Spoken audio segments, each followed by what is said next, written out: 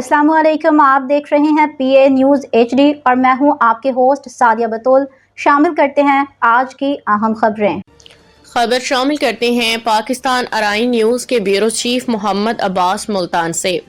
Commissioner Multan division Aamir करीम खान ने Multan Avenue का दौरा किया, वहां जारी तरक्याती कामों का तफसीली जायजा लिया। दौरे के दौरान कमिश्नर मुल्तान ने तामीराती सरगर्मियों की रफ्तार, मयार और मजमूई पेशरफ्त का मुआयना किया। कमिश्नर आमिर करीम खान ने मुतल्लिका अफसरान को हदायत की कि तरक्याती काम बरवक्त और आला मेयार के मुताबिक मुकम्मल किए जाएं। उन्होंने जोर दिया कि मुल्तान एवेन्यू को जदीद शहरी मयार के मुताबिक तैयार किया जाए ताकि शहरियों को बेहतर सफरी सहूलियात मुयस्सर आ सकें।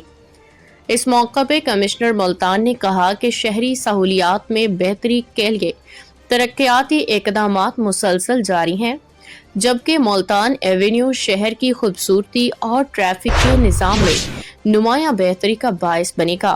उन्होंने मजीद कहा कि तमाम तरक्याती मनसूबे अवामी सहूलत और तवील मुद्दती बेहतरी को मद्देनजर रखते हुए मुकम्मल किए जा रहे हैं।